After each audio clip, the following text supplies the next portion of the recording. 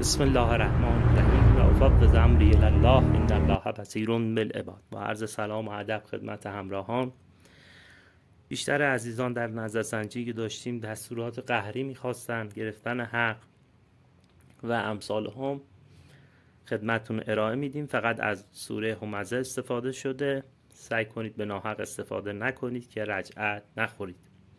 زمان عمل شنبه شب بعد از 12 شب. ابتدا بخور عمار رو استفاده کنید. هما لابان ذکر و کزبره هستش. کزبره همون تخم گیشنیزه. اسراف عمار با سوره زلزال 7 مرتبه. بسم الله الرحمن الرحیم هر مرتبه تا کلمه اشتاتن 3 مرتبه تکرار میشه و بعد انصرف یا عمار هذا المکان لغزی حاجتی سمود و سالمین آمنین بارک الله فیکم و علیکم. 7 مرتبه این عمل انجام میدید. دیگه نیاز نیست عمارم برگردونید، چون در توکیل گفتید که بعد از اتمام عمل خودشون برمیگردن. تحسین کنید به آیات کرسی تا فی خالدون. عزیزانی که بهره کمتری از این علم دارن، ما نوشتیم 7 مرتبه تا 11 مرتبه آیات کرسی رو بخونن. الله لا اله الا هو الحی القیوم تا فی خالدون و بعد به خودشون بدمن. یک شمع روشن کنید. شمع هم از همین شمع‌های معمولی میتونید. اگر تمام شد یکی دیگه. شمع اگه قطورتر هم باشه موردی نداره. شمع سفید باشه روبروی خودتون قرار بدید.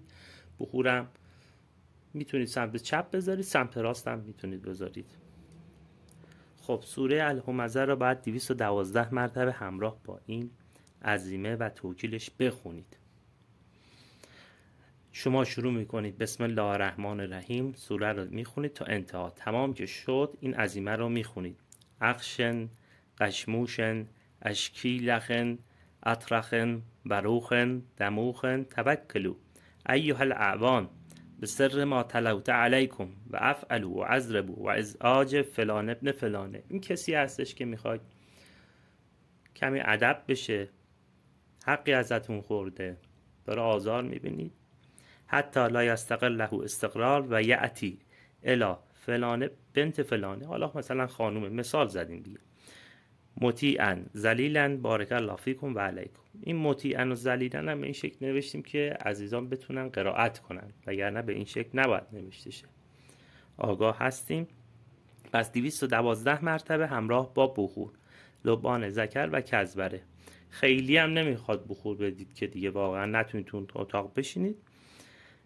و بعد که عمل تموم شد اسراف عمل 7 مرتبه سوره زلزال رو بخونید و انشالله که در انجام این عمل موفق باشید. یا علی مدد.